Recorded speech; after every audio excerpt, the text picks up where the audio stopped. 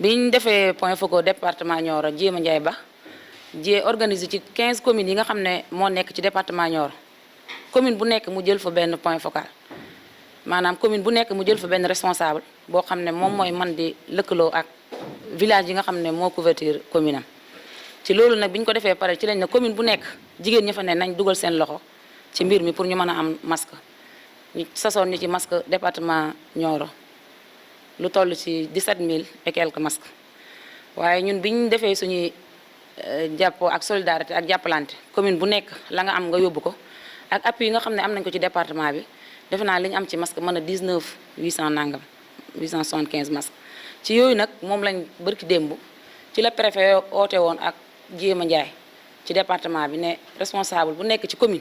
na ñëw ñu def lancement bi ak préfet lancement bi ñu ngi ko defee Nioro biñ paree nag lañ wax ne dañuy def benn plan d'action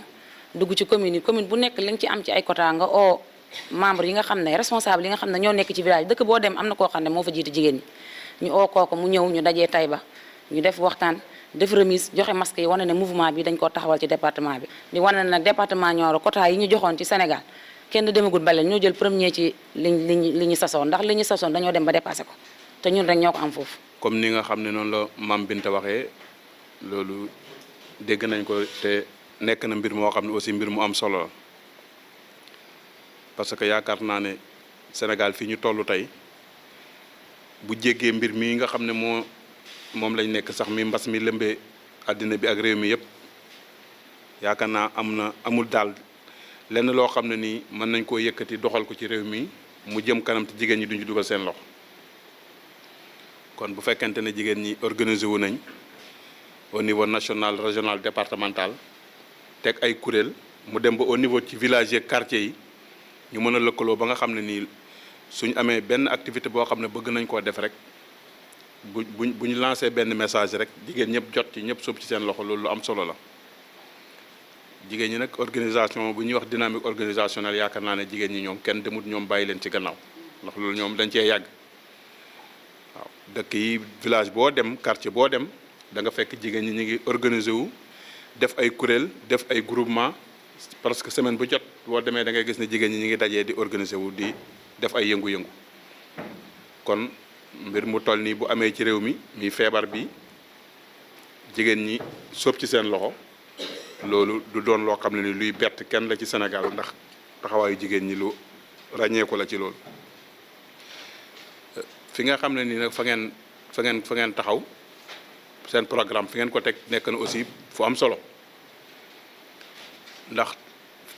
feebar bi man ni nga xam ne nii tey techniciens yi borom xam-xam yi nga xam ne ni ñooy yëngatu ci wàllu gi yaram yëpp soo dégloo ñu bëri seen wax li nga xam ne mesures yi ñu teg ne mesure barrière yi ñu teg benn ëpp ci solo ñu fexe ba population yi ñëpp góor ak jigéen mag ak ndaw kenn ku nekk rek da ngay takk masque comme ñoom nee nañ bu ñëpp ku takk masque yow moom doo wàll kenn kon bu ñëpp tëkkee masque rek kenn du wàll kenn te bu kenn wàllatul kenn ñu faj ñi ko yoroon ñu wér feebar bi jeex. di wax rek ne dañoo ñëw ci turu honorable député Jéema Ndiaye Ba ak ci turu le ministre de la femme Ndeye Saly Diop Dieng di ànd ak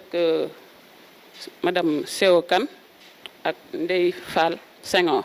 man maa ngi tudd Mariem Ba waaw comme ni ko Mame Binta waxee rek dafa am benn slogan boo xamante ni moom la jigéen ñi def jaaree ko ci ministre de la femme de la famille et de la protection de l'enfant muy Ndeye Saly Diop Dieng ñu am benn slogan boo xam ne ñu ngi ko tuddee des masques pour sauver des vies contre le Covid-19 les femmes se mobilisent maanaam loolu mooy lan jigéen ñi dañoo dugal seen loxo ci xeex bi muy xeexu mbas mi ku nekk xam ne ne mu ngi lëmbee àdduna bi yépp donc ñi dugal suñu loxo ci xeex bi au niveau national ñu def lancement bi avec Ndeye Saly Diop Dieng biñ pare dañ ko décentraliser madame le ministre dafa jël ay points focaux dans toutes les régions du Sénégal bi mu paree aussi chaque région ki nga xamante ne moom moo fay point focal ñu jël foofu des points focaux départementaux donc ñun suñu département Jéema Ndiaye mooy suñu point focal Jéema Ndiaye tamit initié benn groupe comme ni ko Mame Binta waxee pour ñëpp di ci def seen xalaat ak seen i contribution groupe boobu mu def moom tamit yàlla dimbale ko mu samp ay points focaux dans toutes les communes du département tey nag ñi ñëwoon ci turu Jéema Ndiaye Ba ak ci turu madame le ministre Ndeye Saly Diop Dieng indi leen loo masque bi nag bi ñuy def lancement bi keroog vendredi maam Binta mi ngi fa woon ñëpp a yem lawuñu ça dépend de la taille de toutes les communes ndax village yi bokkewul village yi constitué commune Taïba Niassène wuute na ak bi constitué commune Gént Kay wala commune Kër Maba ñi xaymaa ko noonu ci taille département bi tey ñi indiloon nag tey Taïba Niassène 800 masques mu nekk nii